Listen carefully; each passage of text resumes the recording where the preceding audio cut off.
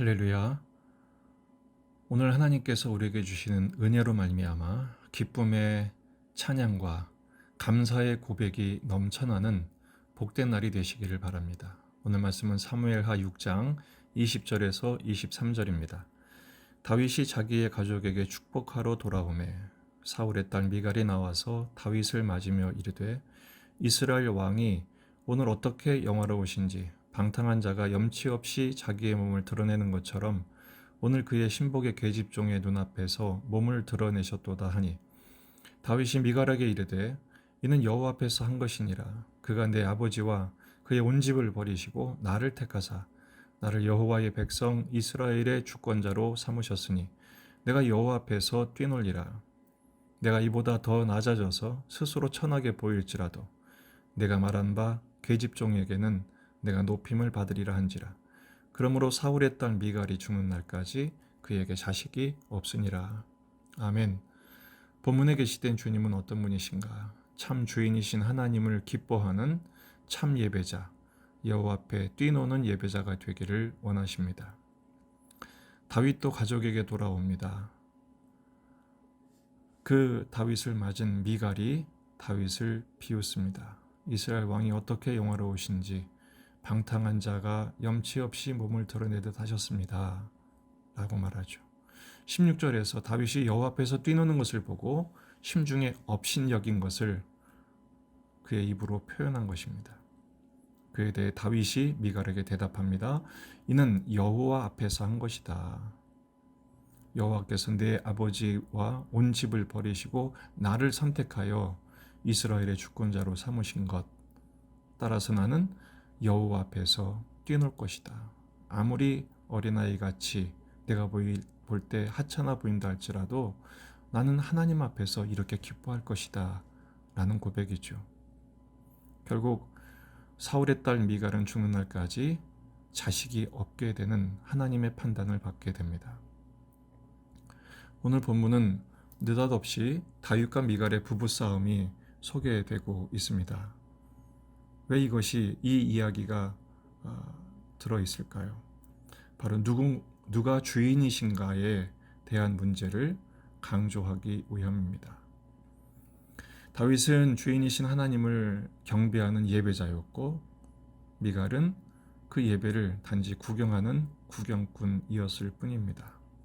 그래서 미갈은 그곳에 임재하신 하나님과 그 하나님의 영광은 보지 못한 채 그 하나님을 직접 배우는 다윗의 기쁨은 헤아리지 못한 채 왕의 품위에 손상을 입혔고 채통을 지키라는 자기 감정만 드러내는 것에 불과한 모습이 되고 말았죠. 오늘 본문에서 이 미갈을 사울의 딸로 반복하여 표현합니다. 왜 그랬을까요? 스스로 주인 노릇하다가 버림받은 그 사울의 딸임을 강조하고 있는 것이죠.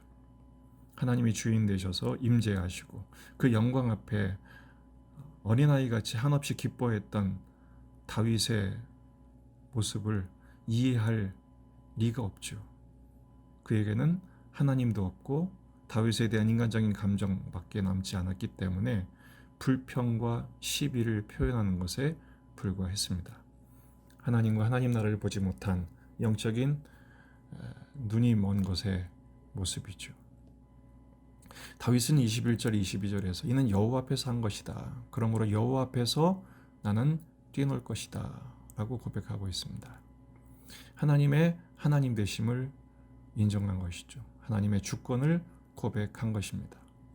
고린도후서 1장 8절 9절 형제들아 우리가 아시아에서 당한 환난을 너희가 모르기를 원하지 아니하노니 힘에 겹도록 심한 고난을 당하여 살 소망까지 끊어지고 우리는 우리 자신이 사형 선고를 받은 줄 알았으니 이는 우리로 자기를 의지하지 말고 오직 죽은 자를 다시 살리시는 하나님만 의지하게 하심이라. 바울이 당한 수많은 고난들은 결국 자기를 의지하지 않고 죽은 자를 살리시는 전능하신 하나님만 의지하도록 하나님의 주인 되심을 고백하는 자로 살게 하시기 위한 하나님의 인도하심이었다라는 고백이죠.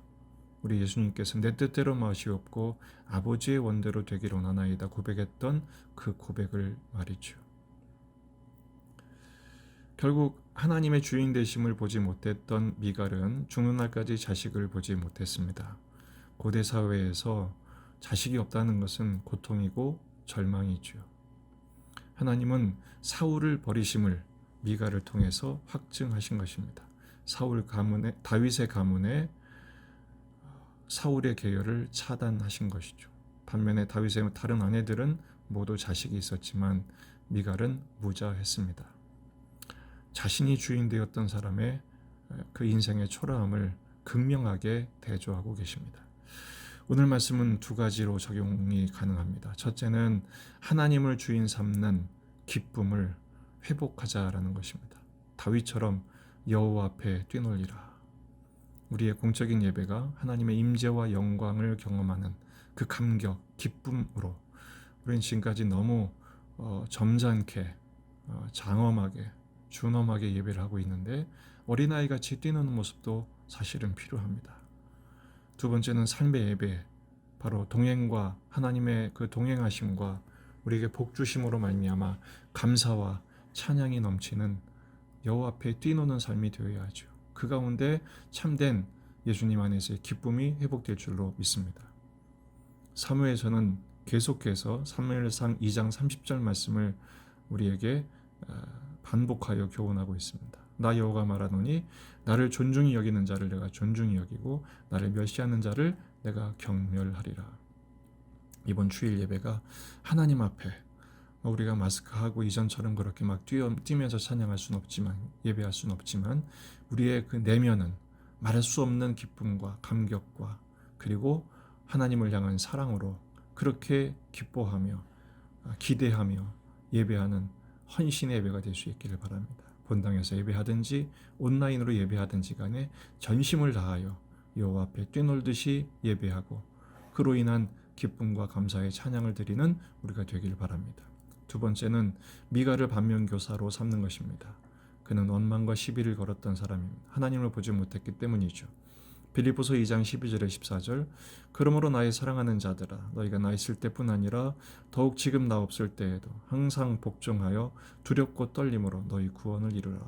너희 안에서 행하시는 이는 하나님이시니 자기의 기쁘신 뜻을 위하여 너희에게 소원을 두고 행하게 하시나니 모든 일을 원망과 시비가 없이 하라. 나의 주인이신 하나님께서 기쁘신 뜻을 두시고 우리로 하여금 오늘을 살아가게 하실 것입니다. 감사와 찬양과 기쁨과 감격만 있을 뿐이죠. 우리 안에 원망과 시비, 본능적으로 새어나오는 또 머리를 드는 우리의 이 원망과 시비를 제어하고 현실 속에서 하나님의 인도하심을 아멘으로 수용하며 감사로 순종함으로 삶의 예배를 통해서 영광 돌리는 저와 여러분이 되기를 주의 이름으로 축복합니다.